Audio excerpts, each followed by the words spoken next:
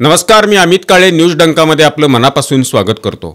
विशिष्ट समाजाला कुरवळायचं, मतांची लाचारी करायची तर किती करायची, त्याला काही मर्यादा असते की नाही, हा प्रश्न जर मी विचारला किंवा विचारतोय तर तुम्हाला आश्चर्य वाटेल की हा प्रश्न मी का विचारतोय। तर त्याचं कारण पण तसंच आहे। हिमाचल प्रदेशच्या सरकारनं, म्हणजेच हिमाचल प्रदेशमध्ये काँग्रेसचं सरकार आहे आणि त्या सरकारमधले शहर विकास मंत्री श्री विक्रमादित्य सिंह यांनी एक अत्यंत चांगला असा निर्णय घेतलेला होता। परंतु या निर्णयावरनं काँग्रेसवर टीकेची झोड उठायला लागल्यानंतर विक्रमादित्य सिंह यांनी घेतलेल्या निर्णयावरून काँग्रेसच्या नेत्यांनी सिंह यांना फटकारलेलं आहे। त्यांची चांगलीच कान उघडणी सुद्धा केलेली आहे। हिमाचल प्रदेशमध्ये सध्या काँग्रेस पक्षाचं सरकार आहे आणि या सरकारमधले एक मंत्री विक्रमादित्य सिंह यांनी हिमाचल प्रदेशमध्ये असलेल्या खाद्यपदार्थांच्या स्टॉल्सना म्हणा किंवा त्या दुकानांवर त्या दुकान मालकाचं नाव असणं गरजेचं आहे असा निर्णय घेतलेला आहे। तुम्हाला आठवत असेल, उत्तर प्रदेशमध्ये एक कावड यात्रा हा एक मोठ्या प्रमाणावर उत्सव साजरा केला जातो आणि या कावड यात्रेच्या पार्श्वभूमीवर उत्तर प्रदेशचे मुख्यमंत्री योगी आदित्यनाथ यांनी या मार्गावर, म्हणजे या मार्गावरून ज्या मार्गावरून कावड यात्रा जाणार आहे त्या परिसरामध्ये असलेल्या दुकानांच्या फलकावर, बोर्डवर मालकाचं नाव आणि अन्य काही संबंधित गोष्टी त्या फलकावर असल्या पाहिजेत असा निर्णय घेतलेला होता आणि या योगी आदित्यनाथ यांच्या निर्णयावरून देशभरामध्ये काहूर माजलेलं होतं।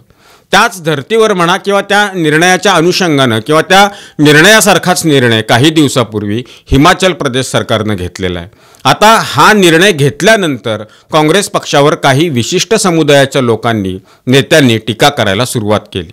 भारतीय जनता पक्ष ज्या प्रमाणात, ज्या पद्धतीने, ज्या प्रकारे निर्णय घेतो त्याच पद्धतीने काँग्रेस सरकारनं सुद्धा निर्णय घेतलेला आहे अशी टीका काँग्रेस पक्षावर होऊ लागली। त्यानंतर काँग्रेस पक्षाचे राष्ट्रीय अध्यक्ष मल्लिकार्जुन खरगे यांनी सुद्धा हिमाचल प्रदेश सरकारच्या या निर्णयावर नाराजी व्यक्त केली। केवळ नाराजीच व्यक्त केली असं नाही, तर विक्रमादित्य सिंह यांना दिल्लीला बोलावून धाडलं आणि त्यांची चांगली कान उघडणी पण केली। वास्तविक पाहता ज्या दुकान मालकांना आपलं एखादं दुकान जे सुरू केलेलं आहे, खास करून ते खाद्यपदार्थाशी निगडित आहे, त्या दुकानावर म्हणजे दुकानाच्या बोर्डवर आपल्या नावाचा उल्लेख करायला अडचण काय आहे, हा इथं साधा आणि सोपा प्रश्न आहे। ज्या दुकानदारांनी ते दुकान थाटलेलं आहे त्या दुकानाच्या आसपासच्या त्या परिसरातल्या लोकांना हे दुकान कोणाचं आहे याची कल्पना असतेच। त्यात लपून ठेवण्यासारखं काही नाही। तुम्हाला आठवत असेल तर पूर्वी अगदी गावोगावी असलेल्या वेगवेगळ्या प्रकारच्या दुकानांच्या बोर्डवर त्या दुकान मालकाचं नाव असायचं। प्रोप्रायटर अमुक अमुक असं ते नाव लिहिलेलं असायचं।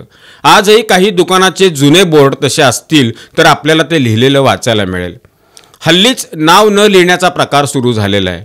पूर्वी बोर्ड पेंटिंग करावे लागत होते, तेव्हा 10 मिनिटांमध्ये फ्लेक्सची प्रिंट बाहेर येत नव्हती, तर जो तो पेंट करणारा पेंटर असायचा त्याचं सुद्धा कुठंतरी नाव त्या बोर्डच्या कोपऱ्यामध्ये लिहिलेलं असायचं। दुकान मालक कुठल्या धर्माचा आहे किंवा तो कुठल्या जातीचा आहे याचा काही संबंध नसायचा। मग आता खाद्यपदार्थ विकणाऱ्या दुकानावर दुकान मालकाचं नाव लिहिलं पाहिजे असा निर्णय घेतला तर त्यात गैर काय आहे? का नको आहेत आपली नावं कळायला जगाला? खरं तर यावर विचार होण्याची आवश्यकता आहे। आपल्या नावाची ओळख का लपवायची आहे, हा खरा इथं प्रश्न आहे। अलीकडच्या काळामध्ये दुकानांना नावही अशा पद्धतीची दिली जातात, अर्थात दुकानाला काय नाव द्यायचं आणि काय नाव द्यायचं नाही हा ज्याच्या त्याचा प्रश्न आहे, तो ज्याच्या त्याच्या आवडीचा प्रश्न आहे। पण इथे दुकानाला नाव काय द्यायचं याच्याबद्दल निर्णय झालेला नाही, तर दुकानाच्या बोर्डवर दुकान मालकाचं नाव लिहिण्याचा निर्णय झालेला होता। दुकानाच्या बोर्डवर नाव लिहिल्यामुळं काय नुकसान होणार आहे किंवा त्याचा परिणाम असा काय वाईट होणार आहे का, याचं सुद्धा उत्तर काँग्रेस पक्षानं या देशाला देण्याची आवश्यकता आहे। AIUDSचे आमदार रफिकुल इस्लाम यांनी काँग्रेस पक्षावर टीका केली म्हणून लगेच काँग्रेस पक्षाला झोंबण्याची काही आवश्यकता नाही आहे।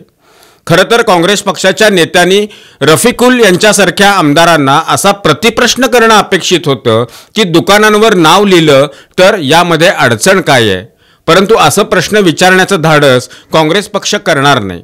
त्याचं कारण काय आहे तर ते सगळ्या देशाला सुद्धा माहिती आहे।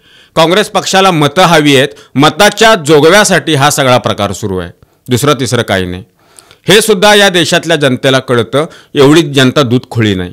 नाव लिहिणार नाही, आपली ओळख लपवणार, जर यावर सरकारनं निर्णय घेतला तर त्याला विरोध करणार, याला काय म्हणायचं? आणि अशा प्रवृत्तींना काँग्रेससारखा पक्ष, जो राष्ट्रीय पक्ष आहे, तो साथ देतोय हे जास्त दुर्दैवाचं आहे।